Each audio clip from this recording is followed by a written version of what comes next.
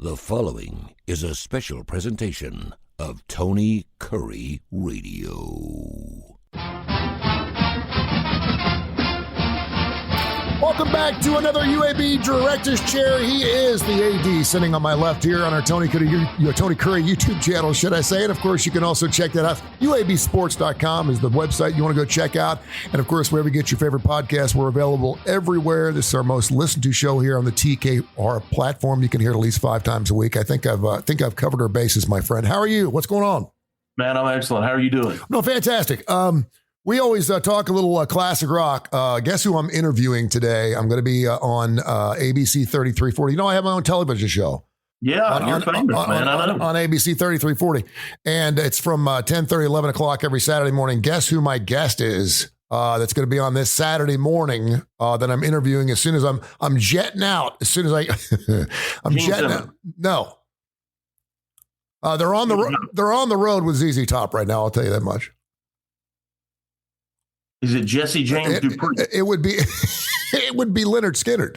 Yeah, I'm interviewing Damon Johnson, Ricky Medlock, and the members of Leonard Skinner today. So you'll see that show. So I know how much you love classic rock. So I'm going to ask you, and I'm telling you this early because I need some questions. You know, Damon does a show with me. On Tony Kurre Radio, and I've asked him about everything I could possibly ask him. And so as a fan of Leonard Skinner, I want you to be thinking throughout this short little podcast we're doing here, what kind of questions would you want to ask the lead guitarist of Leonard Skinner, Damon Johnson? And then what do we have to do to get some new music? Okay. Well, that's so let me. What do fans have to do to get some new music from Skinner? Well, you really talk about a guy too. I mean, we're talking about Brother Kane, right? That band is 30 years old. They had 5 top 10 hits. They had 3 number ones on the AOR list. They go off, and all of a sudden, the grunge thing kind of goes out the window. Classic rock music kind of falls off a little bit. No one's willing to play that newer stuff that's out in the 90s. Yeah. And so they kind of go on hiatus. So in the meantime, he's playing lead guitar for Alice Cooper. He's playing with John Waite. And then, you know, he decides, hey, listen, I need to go back and start this Brother Kane thing up again because everyone's bringing bands back. Poison's back and Metallica's back and everything, right? So he comes back. And then a week after they're supposed to start hitting the road, Gary Rosenthal has this open heart thing. And Van Zandt calls and says, hey, Damon, we may need a lead guitarist to fill in on occasion. Would you mind coming on the road for us? I mean, can you imagine Leonard Skinner calling you and saying, and so he starts playing lead guitar. So occasionally Gary Rosenthal not feeling up to a show. Maybe he gets sick during a show. He's losing his breath. And so Damon would just come out and occasionally he would play an entire show. And then of course, unfortunately, Gary, who is the last remaining member of the band, passes away and it's Damon's job to have. And now he is the lead guitarist talk about a prized life, man. It's just amazing. It's pretty cool. These great guitarists, you see a few that have kind of bounced around, like Steve Vai has been in a bunch of bands. Joe Satriani has been in a bunch of bands. Jeff Beck, a bunch of bands, because they're so good.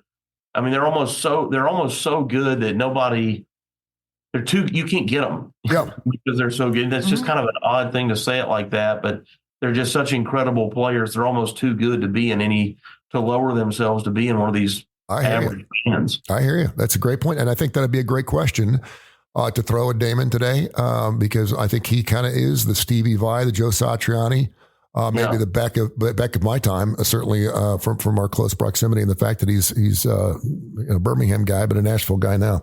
All right. So, we're in an interesting time. The Super Bowl is now over. And I know college football is not a seasonal thing anymore.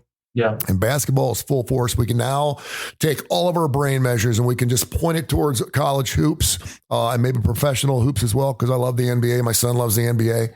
And you were talking before we got on the air about the cross-pollination between coaches at a university. And you started talking. It's one of those things where I wish I was rolling. I could have edited it, but I was like, hold on a second, guys. I think that would be great for the podcast. But just talk about how important it is that the mainstay of every athletic department is the football and the basketball program, assuming they have both.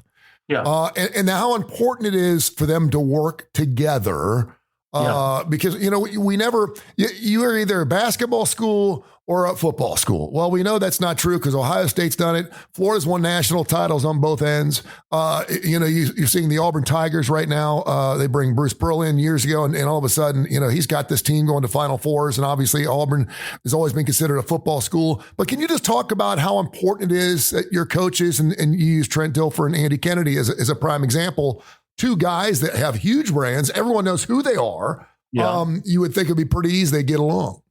Yeah, and they do. And it's like this. If you had, in our case, we have 18 sports. So if each sport had a bucket and that bucket was full of fans, the ability to sort of mix those together all the way across, not just football and basketball, but like if the softball coach who's got fans, maybe not as many, but if the softball coach starts promoting football, do some football fans from the football bucket go, I like that guy. And now they're coming to softball games. Yeah. And vice versa. Like you're trying to get all these people who have a clear affinity for our university or our brand or college sports, and they live close, to start attending more than just the one that they were initially drawn to.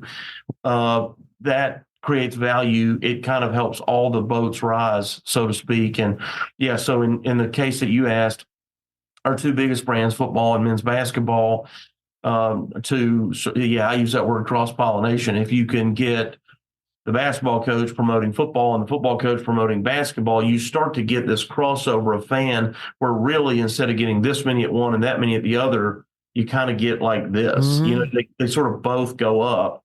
And or maybe they're still here, but they go there. Yeah. It's just valuable, and so I also think it really humanizes them. It shows that there's this camaraderie and respect for what they're each doing. Hey, look, we're all working hard. We all have jobs. I don't care what your sport is, what you coach, what you're, whether you're a track athlete or a football player, those student athletes work equally hard. Yeah.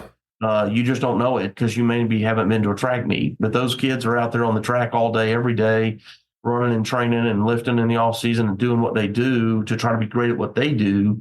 They just don't draw as much fan interest. Same as a golfer. Does a golfer get knocked down all day at practice? No. Like the football player does? No. But they spend hours and hours and hours trying to perfect what they do. It's hard. Yeah. It's hard to be good at. And so it just shows this mutual respect, amongst the coaches and what they all do. That would be a great podcast. A Trent Dilfer, Andy Kennedy, a podcast. Just saying. Yeah, just saying. I mean, I'm just saying, just if those two would get together and do a podcast and we could humanize them because they're both hilarious and they're both really good at what they do in their respective sports. We're going to have to get that done. We probably should get that done. And I know the perfect host too. It's funny because Santo Cruz Kurre, my 19-year-old son who's going to Clemson, he has taken on soccer. He is now going to watch men's golf.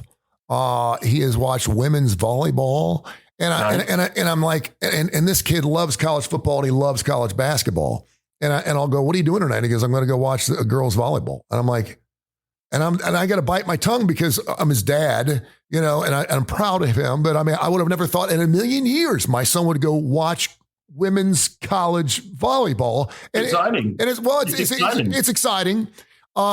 He needs something to do. It's not very expensive, and he's a Clemson Tiger fan. And so he's very loyal. Like most students at most schools, he's probably getting in for free, right? So it's free entertainment. And, the volleyball rules changed about 20 years ago to do what they call rally scoring. And now nobody knows what that even is. But back in the day, you used to only be able to score in volleyball if you were serving. Yes. So if I serve, our team serves, and you guys win the point, well, you don't get a point. Mm-hmm. You would win the serve back, and then you'd serve. And if you won the point, you'd get a point. And so, but that made it for a long, slow, kind of exhausting game. But now it's, it doesn't matter who's serving. Yeah, because you could go forever without anybody getting points. Yeah, and you do in fact win the serve back, but you can score points even if the other team is serving. And anyway, so it's a faster game. It's an exciting game. It's athletic. It's fast paced. It's fun. No, it's a lot of, how many would you say UAB Sports Athletic Director Mark Ingram joined us here for the UAB Director's Chair, one of our most listened to shows here on TKR. And of course, you can check out UABsports.com. And we got some big things working with the university here at TKR. And I'm super excited about that. We'll get into that a little bit later on. But do you have, obviously, I'm assuming you have fans. I've been to both basketball and football, and I've actually been to a golf match. I've been to a volleyball match. But I'm assuming you do have some UAB fans that pretty much don't miss a thing, do they? They go to everything? Are they like the AD? Yeah, God bless them. We've got probably, I don't know what the number is. I want to, it's not 50, but it's more than 20. Yeah.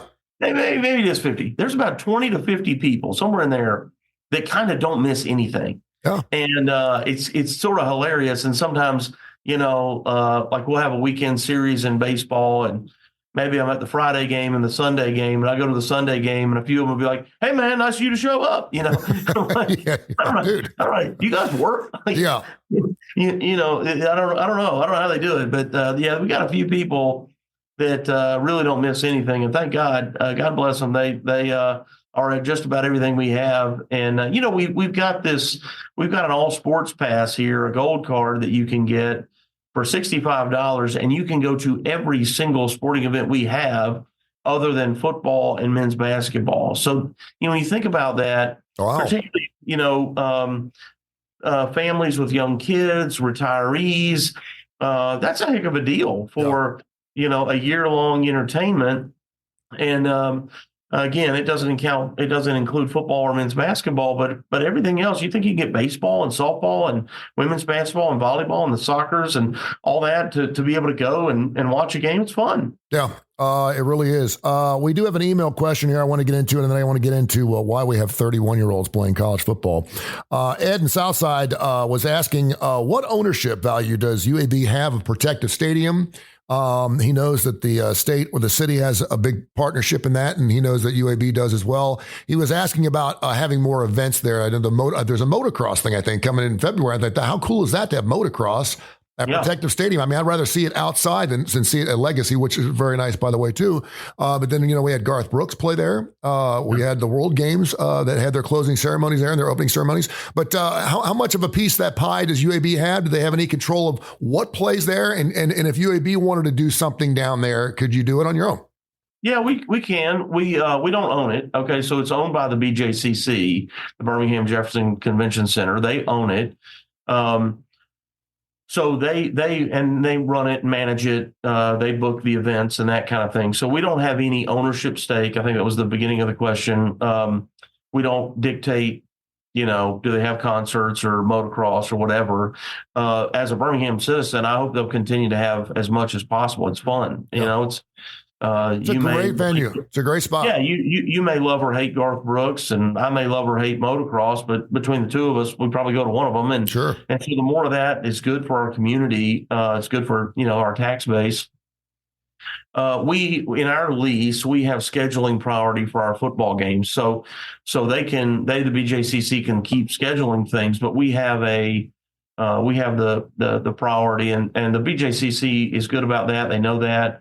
They know to wait for our schedule to come out before they try to book things around it. And generally speaking, they don't try to do very much during football season, though the soccer team plays down there, and the sort of the end of their season is happening as during football season. So there'll be some, but it's not uncommon for us to play back-to-back weekends and there not be a soccer game in between. So it kind of varies year to year, but they can have as much as they want to have down there. And then they work with us on our spring game, which this year we're actually going to have at Legacy Pavilion. We're going to do the spring game on campus. Oh, good. I think it's going to create a really fun environment for our fans to get close to our players, to build a relationship sort of with our team, get to know them, stay and get autographs afterwards. I think it puts them physically closer to the action, which makes it more intimate, which I think will be a lot of fun to see and hear our coaches and see and hear our players and be around them. I think it'll be cool. And we're going to do some things not just with recruits, but for families, inflatables, food trucks, and this kind of thing to make it kind of feel more community, I think. So that's exciting. So that, everybody should watch for news coming at you for an April spring game event. But awesome. But all that to be said, we worked first with the BJCC to confirm that's the direction we wanted to go, which freed up a date. But they had been holding some dates, for us. So, respectfully, they were, trying to work with us. And at the same time, it is also their job to try to put as many events in there as they can. What does Protective hold number wise? 42,879 seats. So you have the capacity greater than that. That's quite a bit larger than I know. A lot of people would try to compare the BJCC. It's not even close. And again, when you're talking about like a motocross, I've seen monster trucks down the BJCC, and I think someone's going to get killed because those things get revved up and there's no room to turn in there. And certainly a protective stadium would be another great place to do that. He is the UAB athletic director. This is called the UAB Director's Chair. We do it every single week. I'm very grateful to have his tutelage and, of course, his mentorship and all of his answers. More than anything, we're going to ask him about Leonard Skinner coming up here in just a few seconds. Did see a very interesting article for the Texas Fort Worth Rag. I call it the Rag because that's what newspapers are these days, and I love that. Shortly before the start of the NCAA basketball tournament here in a couple weeks, TCU guard Charles O'Bannon will turn 25. He is the 6th oldest player in men's Division I basketball. TCU punter Jordy Sandy played the 2023 season at the age of 30. We also have a 31-year-old that played in college football. The best acknowledgement I can make, I can remember Chris Winkie, I think he was when he played national team, he was 23, 24, I think maybe a little older than that. And I was thinking, wow, that's kind of crazy because we know that the body and the mind develops a lot between the ages of 18 and 25. That's why if you ever want to rent a car, you got to be 25. They're not going to give it to you as an 18-year-old. You just get a lot smarter. Men get a lot smarter. We're dumb until we're 25. And their whole gist is what is going on with college sports and why is everyone getting so much older? Are they getting older? We saw something this past year where some guy had 7 years of eligibility. A lot of that played in the fact that we had COVID, and certainly with the transfer portal that's allowing more players now to start playing around at the bat. But do they have a point here?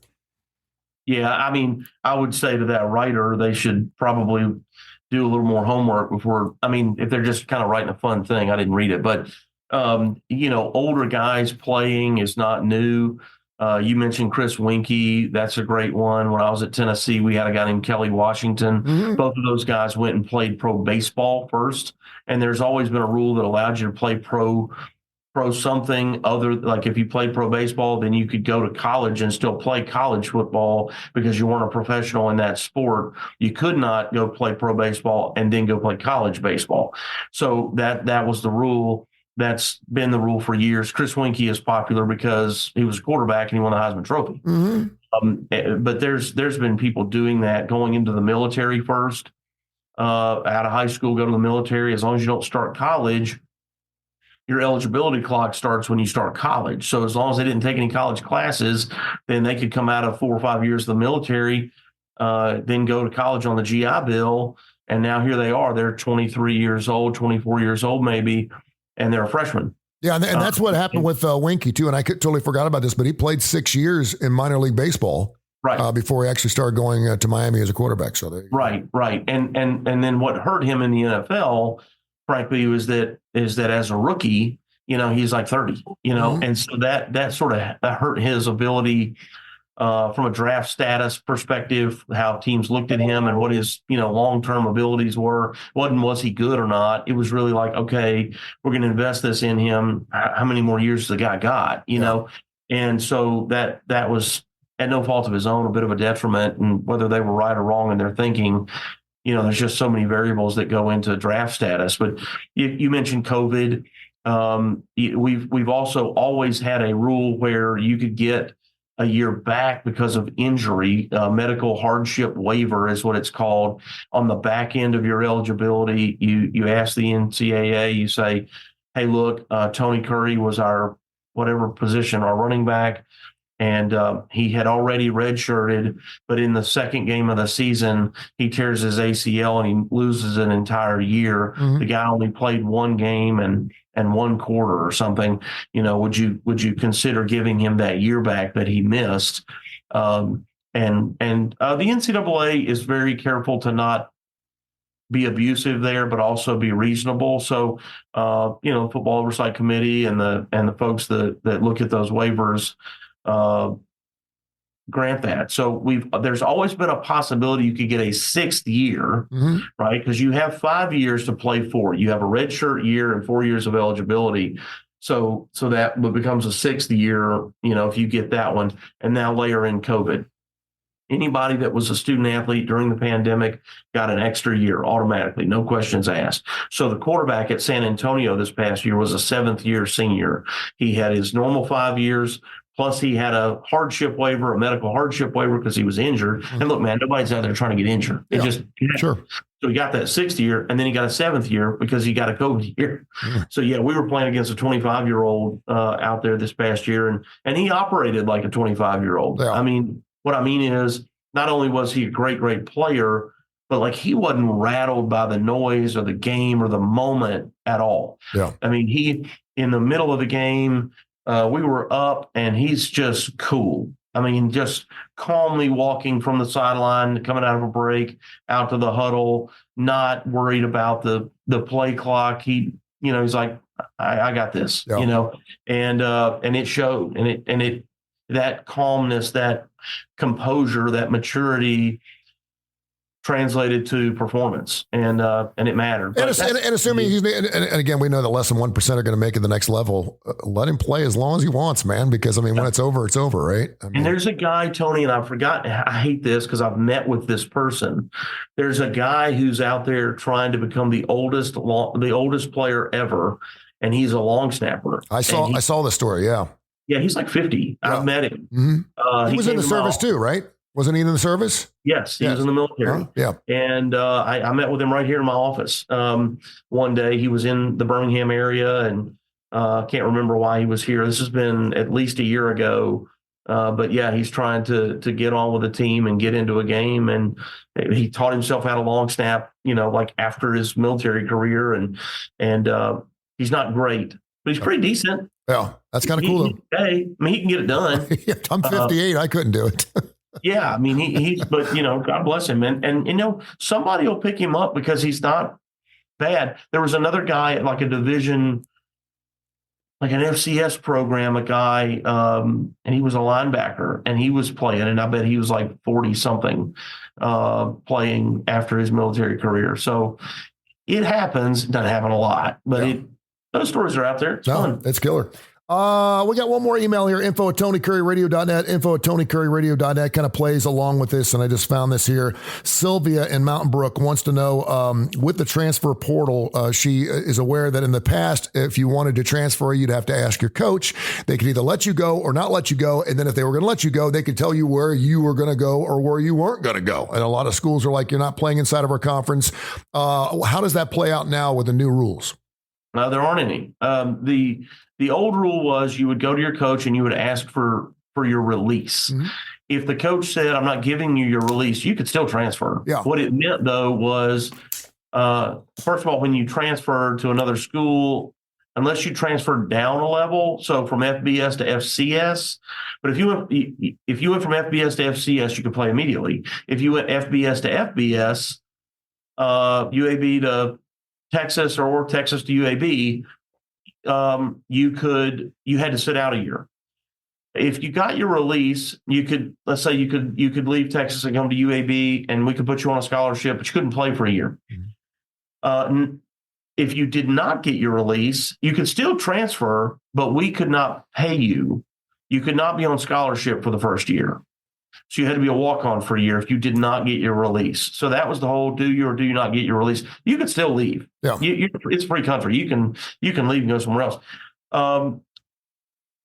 The other thing you mentioned was about dictating where you could go. It wasn't so much about saying where you could go as much as like we had the ability to say, we don't want you to transfer to another conference school or a school that we're going to have to play, even in the non-conference.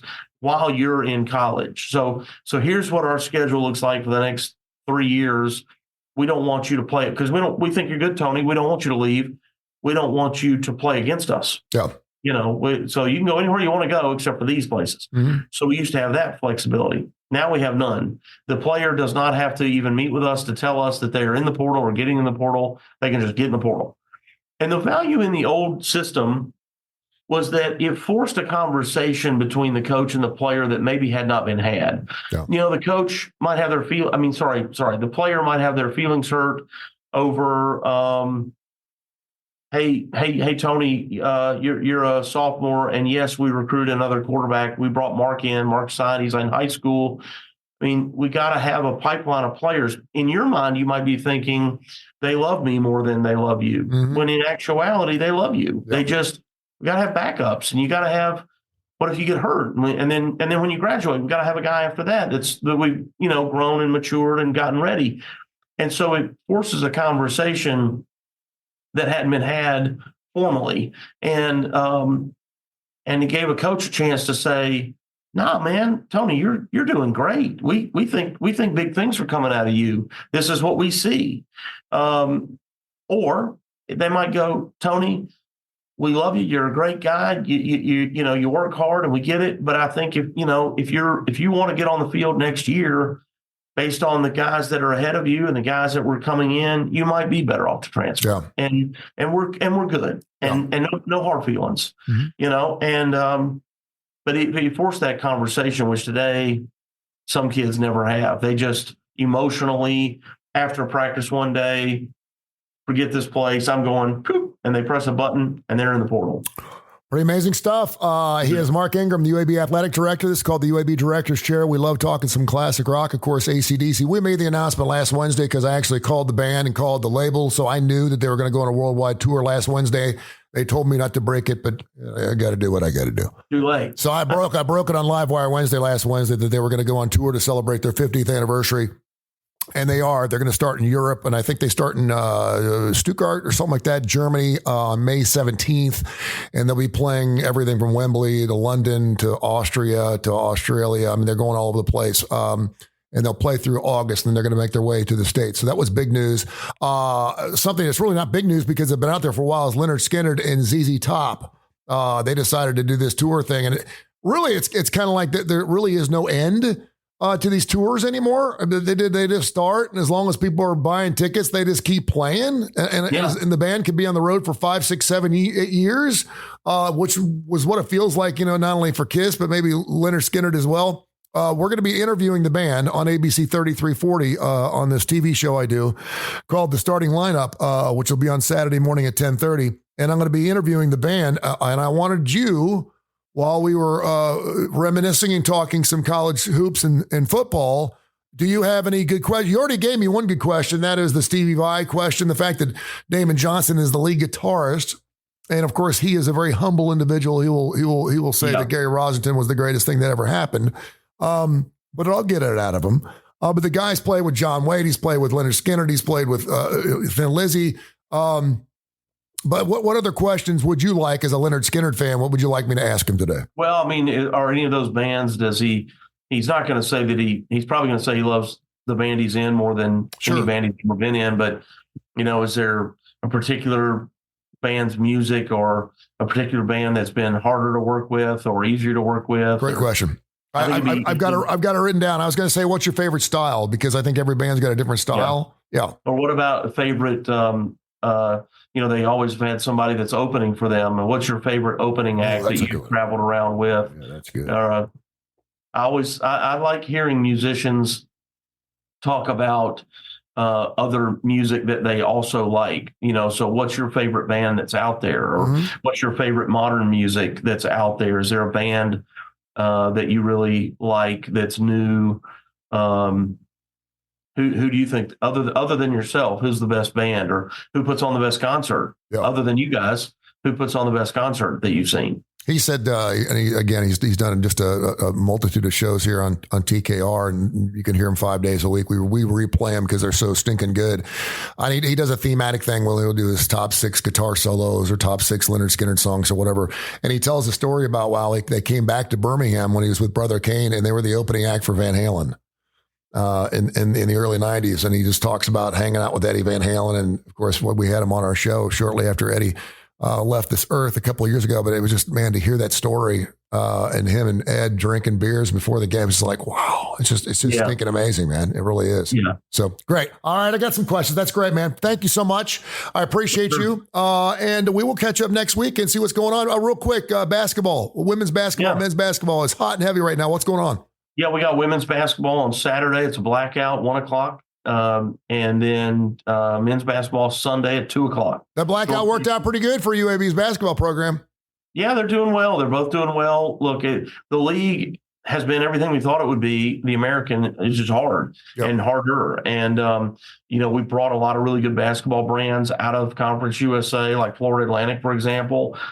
Ourselves, Charlotte, we're doing really well on our own. But then we join, Memphis, and South Florida's having a great year. SMU's having a really good year. So we're joining other really tough teams, which we knew. Again, that's what we wanted, was tougher competition. But that sometimes that parity means at some point you can't win them all. But we've done really well. Both men and women are doing really well right now, with about roughly 6 games left in the regular season before we get into tournament play. So, we want fans to come out on both Saturday and Sunday if they can, 1:00 Saturday, 2:00 Sunday, and be here for the Blazers. Have you found that the AAC fan base travels a little bit better than Conference USA too? Because I'm sitting there at that 8:00 game. It's a late game against FAU, and I'm thinking, I saw Mr. Hardikoff there, and he's like, "How about this, man? 8:00 game. Look at this crowd. It was great. It was almost as good as the Memphis game. It was really, really great. People were really into it." Yeah, I don't know if it's about our opponents traveling as much as I think our own fans and the general Birmingham community recognizes the quality of the teams we're playing, and we are playing well. So they want to see a good game. It's an opportunity to see a really good quality game and have come out. Now, at the same time, we played our women's basketball team played Temple last night and in a tough game, but there were 25 Temple fans. And most of those kids, I was looking at their roster, are from the Northeast, Maryland, New Jersey, Pennsylvania, most, not all. And so their families, presumably up in that area, and came down to watch them play. And which is great. Now, we've always had some of that, but I was surprised to see from that kind of distance, people come down for that game. That's pretty cool. Mark, thank you so much. We'll catch up next week. Yeah, absolutely, man. Thank you. This has been a special presentation of Tony Curry Radio.